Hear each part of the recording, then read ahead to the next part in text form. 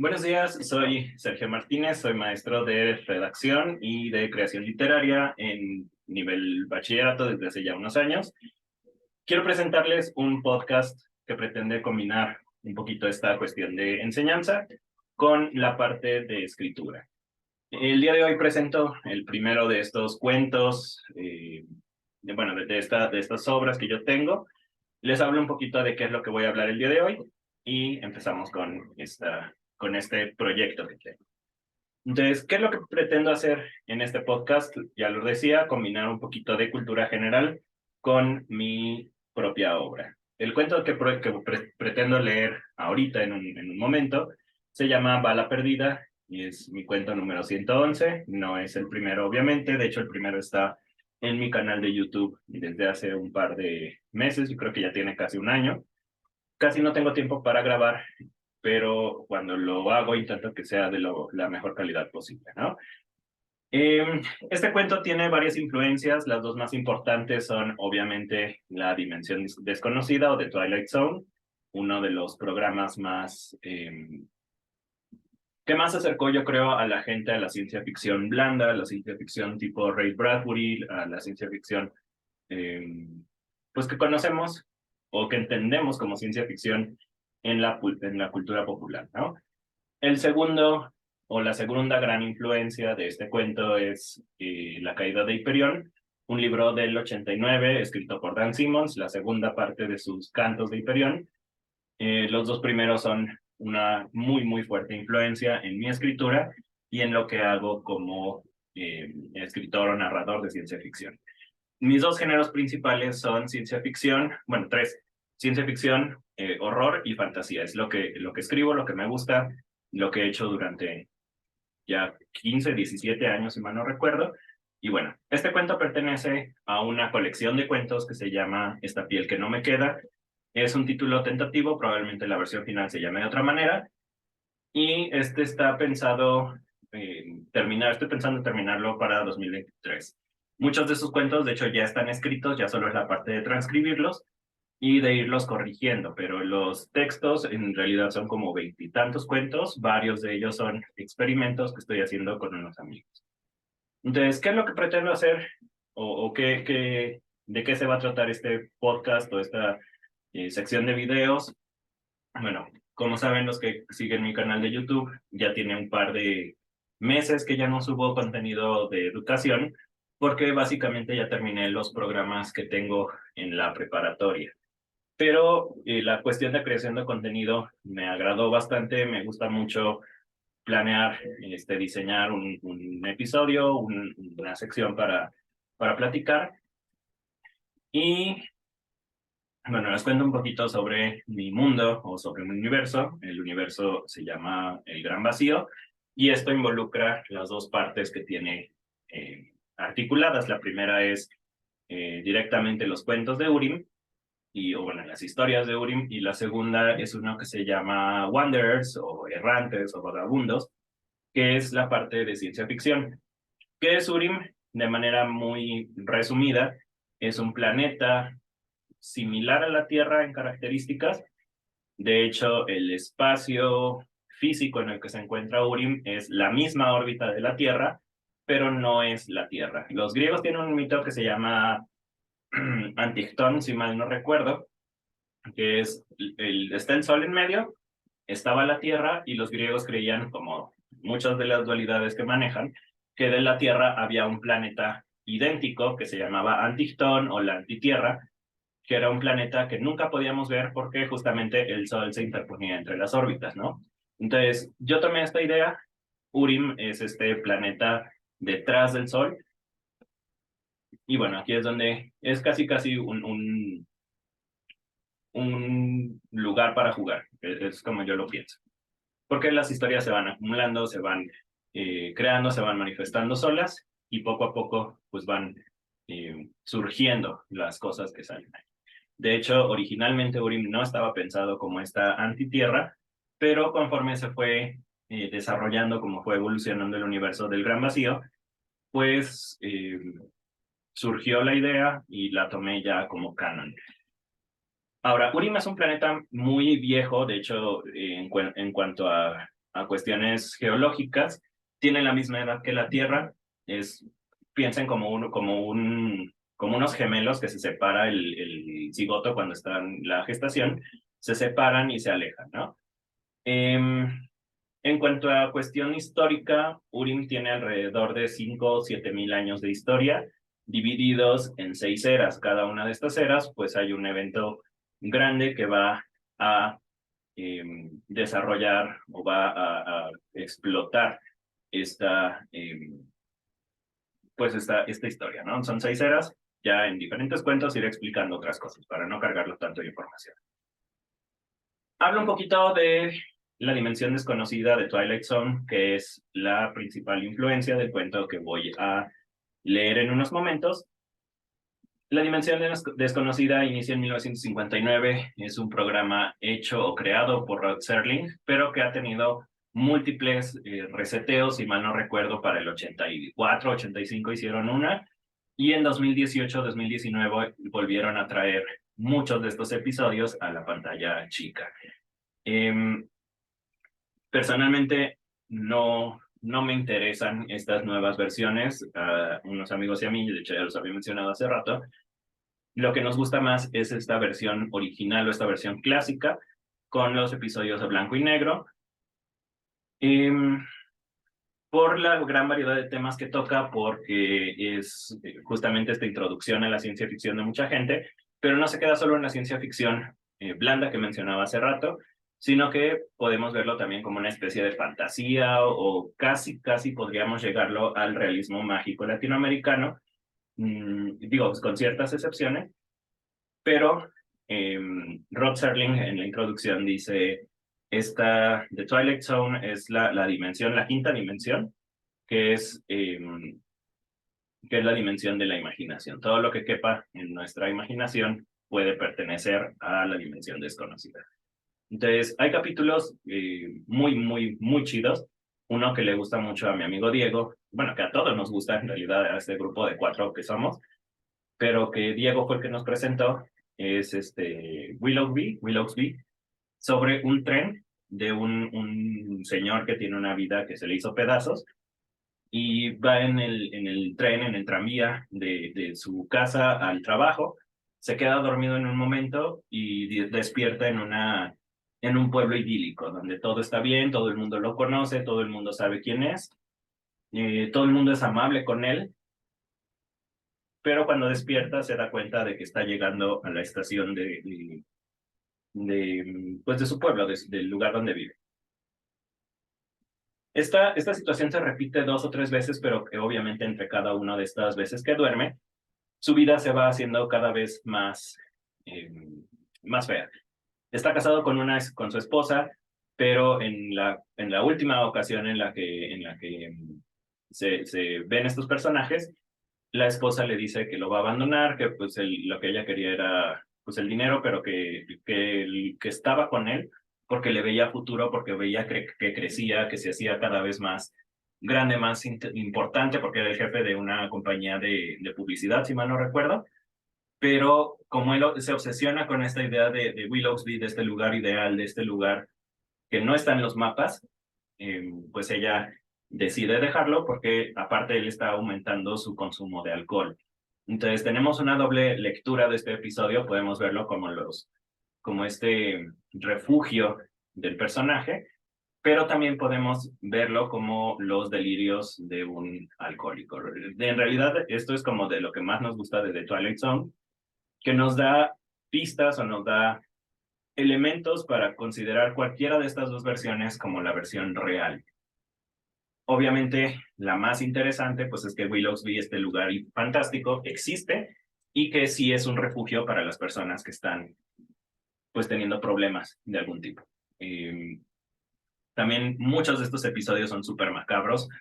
Hay algunos donde los personajes se suicidan, hay uno donde Satanás le hace un pacto a uno de los personajes, le dice que le puede dar la inmortalidad si firma por su alma. Entonces, este personaje firma, dice pues que al cabo el alma no existe, hay un diálogo muy interesante, Pero cuando llega la inmortalidad, pues resulta que está encarcelado. Entonces, una de las cosas que hace, pues es, lo primero que piensa es, voy a estar aquí por toda la eternidad a través de estos barrotes, y le pide al diablo que lo mate, que se lleve su cuerpo, porque pues bueno, no quiere estar la eternidad encerrada. Uno de los capítulos que trae la dimensión desconocida, de los capítulos originales, pues, es uno muy, bueno, que a mi papá se le hizo muy interesante. Y bueno, esto habla de otras cosas como del alcance que tuvo de Twilight Zone. Mi papá es alguien que no se acerca ni a la fantasía, ni a la ciencia ficción, ni a nada, pero recuerda mucho este episodio que vio cuando tenía 20 años, 30 años, no sé la verdad, de un cuate que está obsesionado con la lectura, pero también está obsesionado con que la gente es un estorbo. Entonces, llega una tarde a su trabajo, se esconde como en un sótano a leer porque está fastidiado de todo, que es su tiempo de descanso, si mal no recuerdo. Cae una bomba nuclear, mata obviamente a todos, pero él está en un sótano, entonces él se salva del nuclear blast, y cuando sale está todo en ruinas. Y pues obviamente es una situación ideal para él. Obviamente muchas cosas se descuentan, por ejemplo, la radiación pues lo mataría inmediatamente, el calor que queda pues también lo mataría. Bueno, todo esto se queda un poquito de lado, por eso les digo, es un poquito la... Eh, meter un poquito la fantasía dentro de la ciencia ficción, pero bueno, sale este señor con la idea de, voy ya, pues ya, no hay nadie me va a estar interrumpiendo, yo voy a poder leer lo que yo quiera, pero resulta que uno de los defectos principales del personaje es que no ve bien, y justamente sale del búnker, bueno, de este escotilla, sale pensando en esto de, bueno, ya voy a hacer lo que siempre he querido hacer, y lo primero que pasa es que se tropieza, se le caen los lentes, se le rompen los lentes, y queda pues solo en un lugar que acaba de ser bombardeado, ¿no? Entonces, por eso les digo, tiene como una especie de humor negro, de ironía, de estas cosas muy oscuras siempre.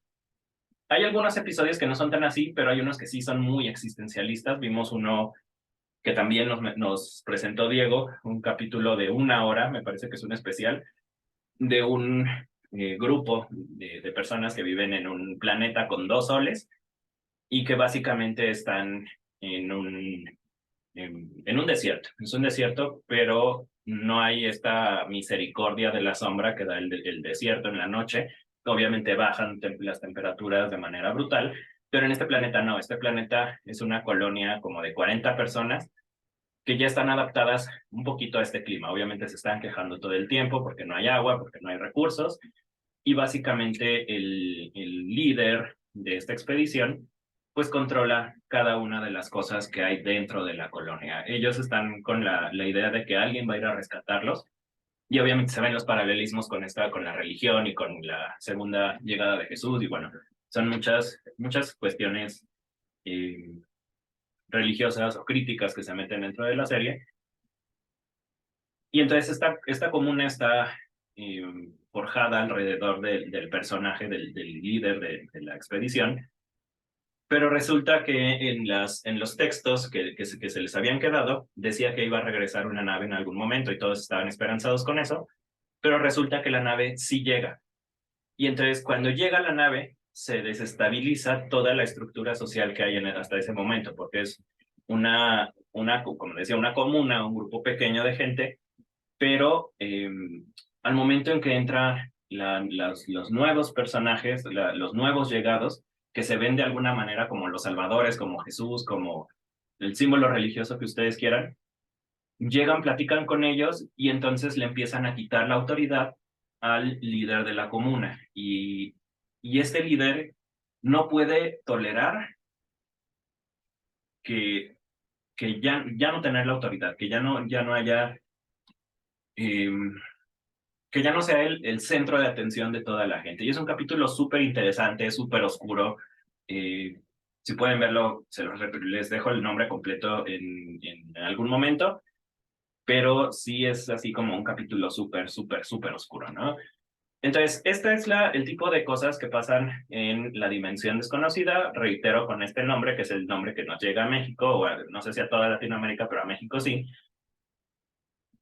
Y como esta idea de no importa el lugar, no importa el tiempo en el que existas, siempre va a ser el factor humano el que va a determinar la oscuridad de estas historias. No, les digo, no todas son así de terribles, pero la mayoría sí. Y si no lo son directamente, como en el caso este de la colonia espacial, sí lo son en el trasfondo o en las implicaciones que tienen. O sea, muchas veces nos muestran solo una parte de la historia y nos dejan que nuestra imaginación, que es lo que es, reitero, una de las bases que dice Rod Serling para la Twilight Zone, termine el resto. Entonces, cuando nosotros nos dejan las piezas de la historia y nos dejan este espacio para que nuestra imaginación llene los huecos, pues bueno, a veces llegamos a conclusiones que son mucho más oscuras de lo que se nos presenta en pantalla. Pongo el intro original de este programa, que es, a nuestro parecer, el mejor que hay.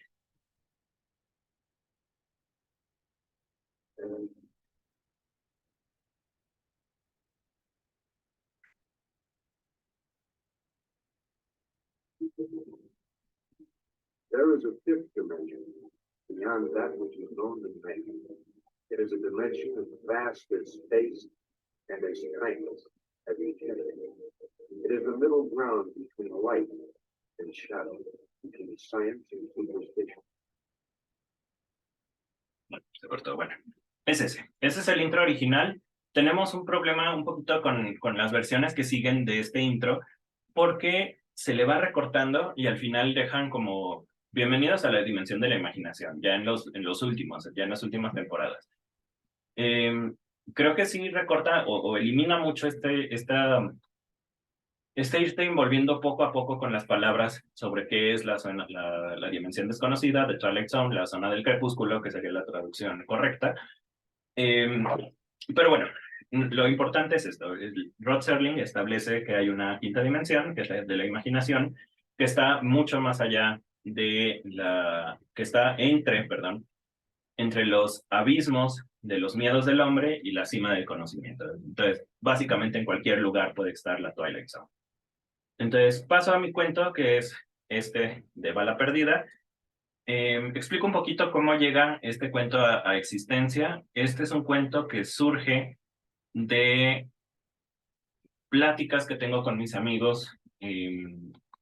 Nos pusimos varios retos, como vamos a platicar un poquito de nuestros universos, vamos a empaparnos de lo que están haciendo los otros, porque algo que pasa mucho en el ambiente literario, no sé si solo en México, pero al menos aquí en Aguascalientes, es que muchos escritores escriben como para sí mismos y se encierran solo en eso. Entonces, mis amigos y yo pensamos que, bueno, era como ya buen momento para empezar a explorar los universos de los demás.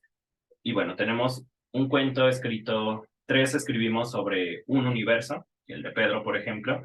Luego cambiamos y en vez de escribir para Pedro, escribíamos para Oscar, tres para uno, básicamente. Luego todos los tres, Oscar, Pedro y yo, escribíamos para Diego. Y al final, Diego, Pedro y Oscar escribieron para mí. Entonces, eso fue, por ejemplo, una de las dinámicas. Otra de las que tenemos, o de las que fueron, pues sí, de las que fueron saliendo, fue hacer un capítulo de Twilight Zone, porque bueno, Diego es más fan que cualquiera de nosotros y fue el que nos estuvo presionando para que la viéramos. En algún momento vimos así como varios capítulos en una sola reunión. Y al final, pues bueno, sí, nos agradó bastante. Les digo, él fue el que nos guió a través de la Twilight Zone, que creo que eso es algo también muy bonito, tener una especie de Dante y Virgilio, Virgilio que conoce todo, que conoce el universo, y nosotros como Dante pues íbamos siguiendo los pasos de Virgilio, que nos enseñaba y nos decía, bueno, estas son las cosas bonitas que tiene, las cosas no tan chidas. Me parece, creo que es también algo muy bonito que podemos hacer por amigos escritores o por amigos en general, ¿no? Enseñarles las cosas que nos apasionan, pero guiado de manera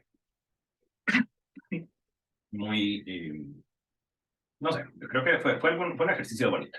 Entonces, de ese ejercicio nació la idea de escribir este cuento más tirándole a la dimensión desconocida.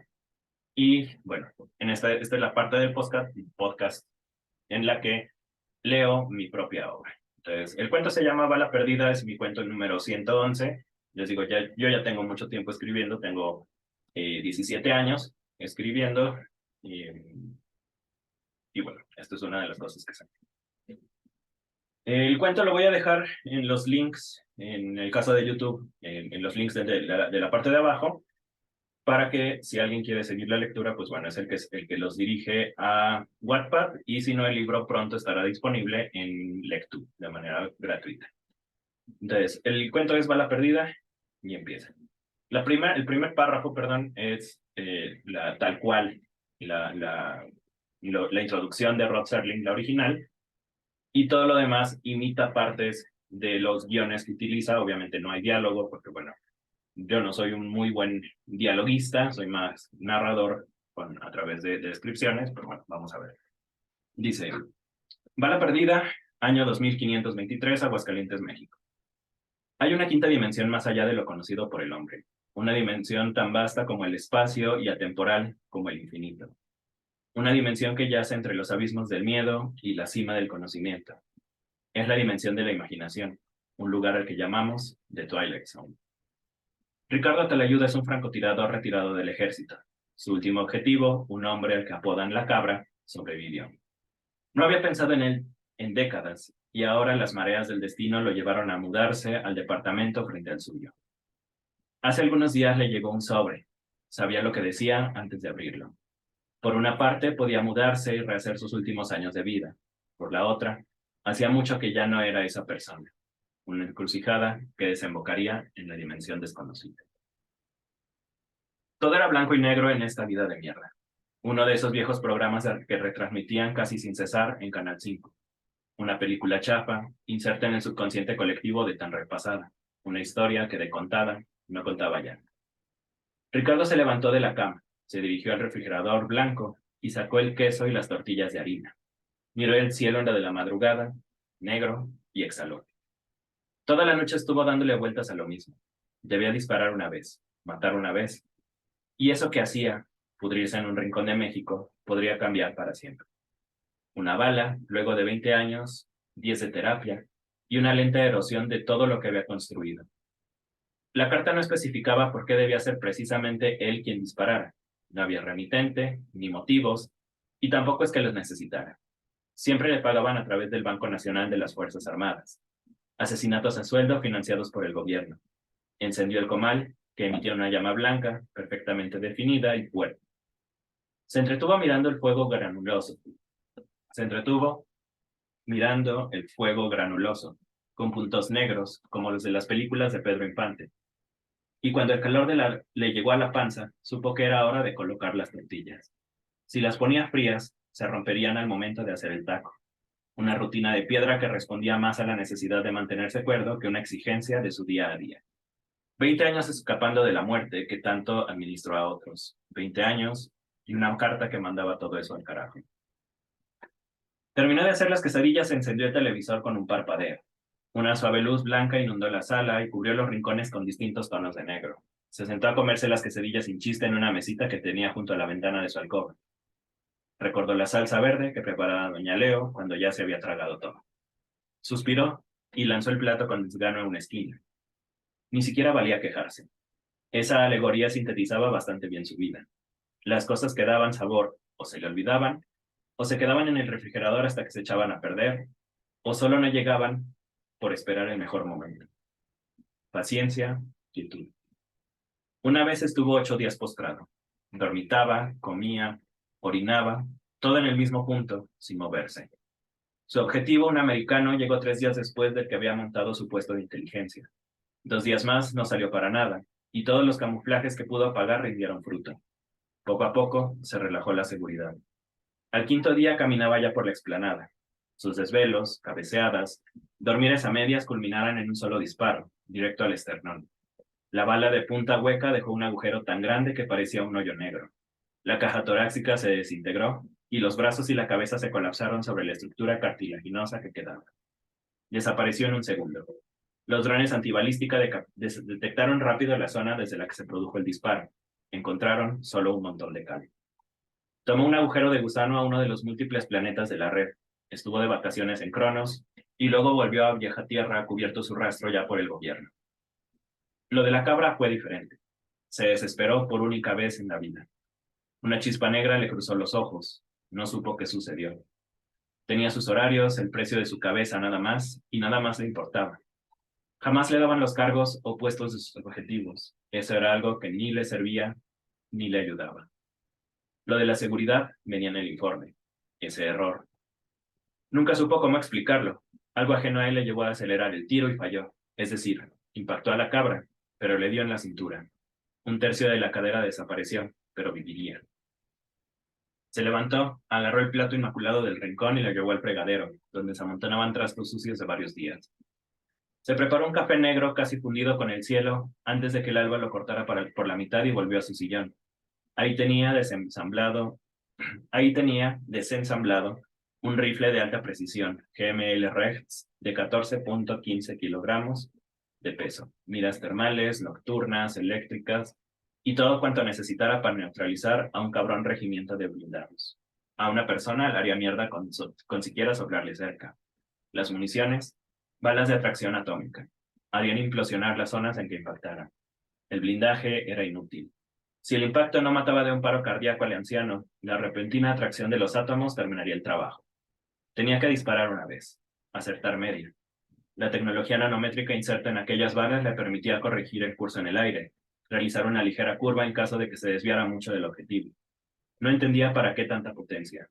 Quería matar a un don, no a todo el pendejo del edificio. ¿Quién era ese señor? Comenzó a armar el rifle. Cada clic, cada seguro lo conocía de memoria. Era cierto que tenía mucho sin usar uno, pero todo había sido lo mismo siempre. Máquinas y engranajes de muerte que se acoplaban en un rompecabezas fatal.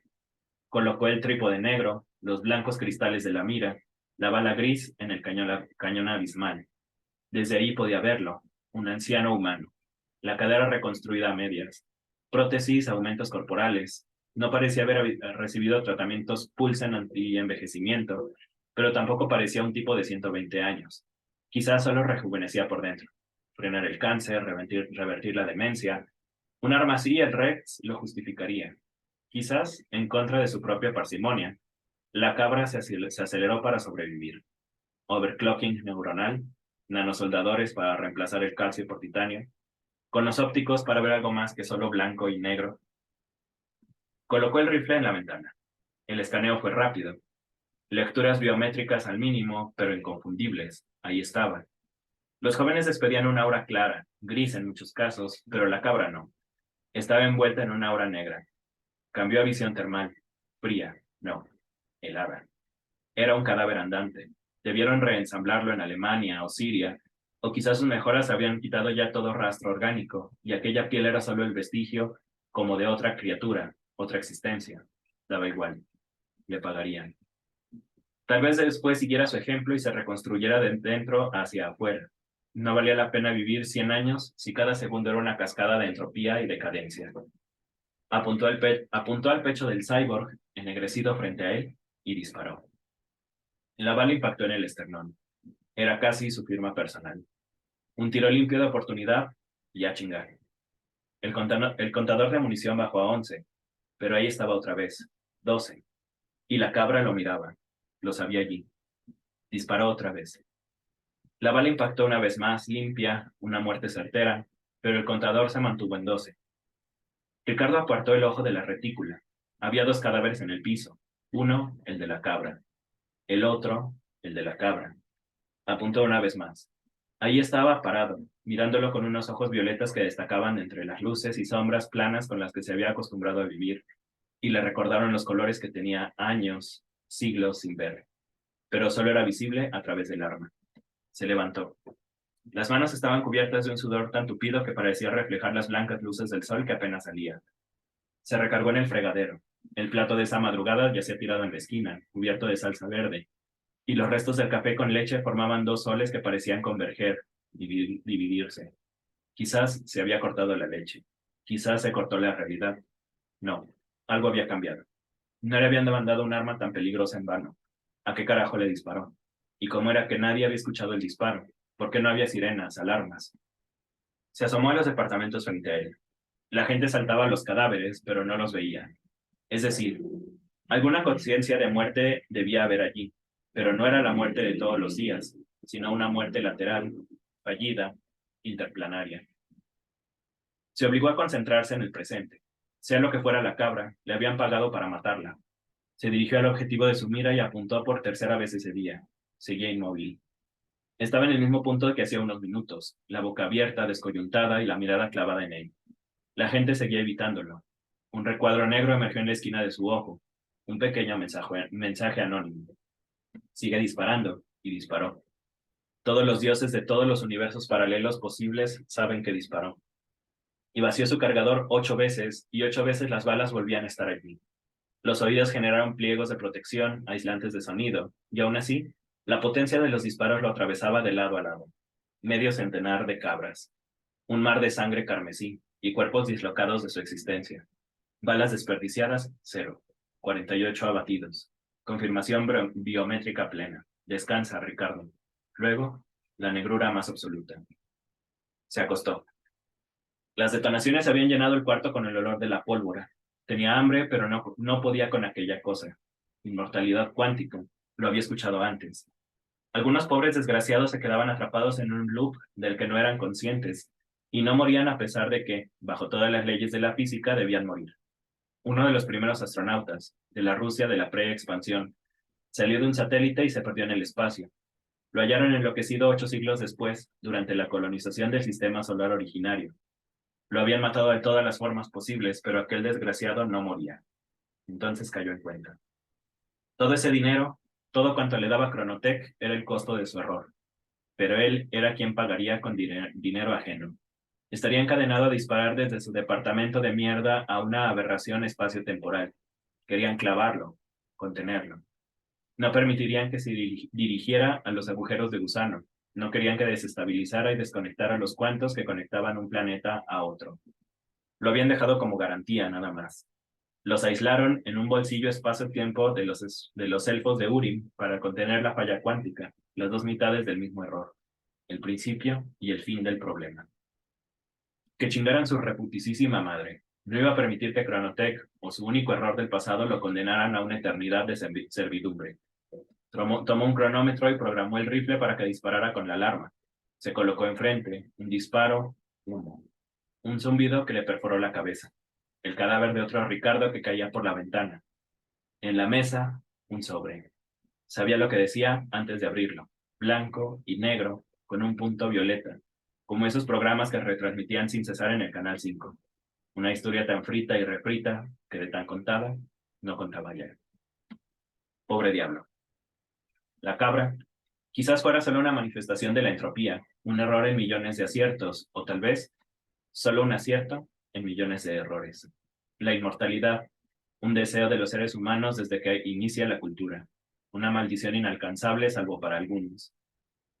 Quizás para alguien como Ricardo Talayud, es una condena de la que jamás estará consciente, una bala perdida que lo regresará al blanco y negro de su cotidianidad. La cabra, o más bien, aquello en que se transformó, no es una persona, sino un glitch, un error del universo inequívoco y todopoderoso, que despierta en la madrugada y duerme con el sol.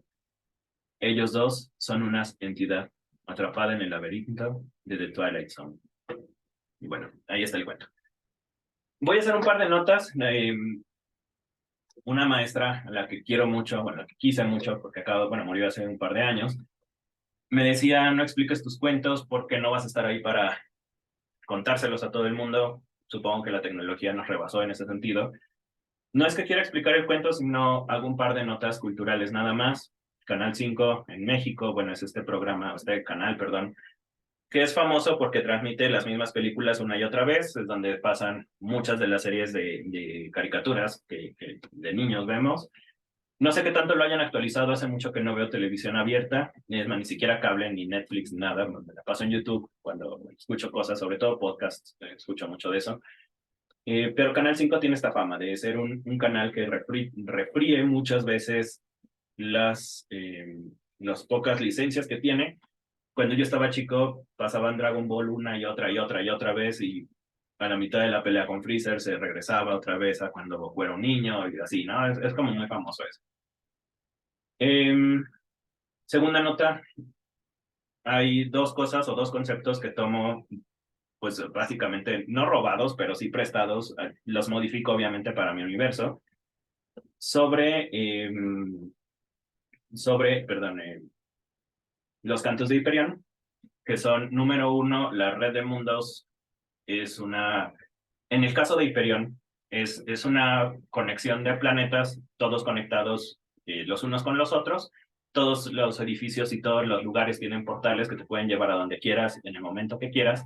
Entonces, por ejemplo, si salgo de mi casa, atravieso la puerta y estoy en mi trabajo, pero mi trabajo no está en la Tierra, sino está en Júpiter, en un viaje que pues ahorita no es posible, ¿no? Entonces, no solo te teletransporta de un planeta a otro del mismo sistema solar, sino que, bueno, puedo tomar un portal, sí, un Farcast, que es el nombre en inglés, tomo el portal y aparezco en el planeta Kepler 117b, ¿no? Que creo que es de los que son terraformables, o que ya tienen características como de la Tierra.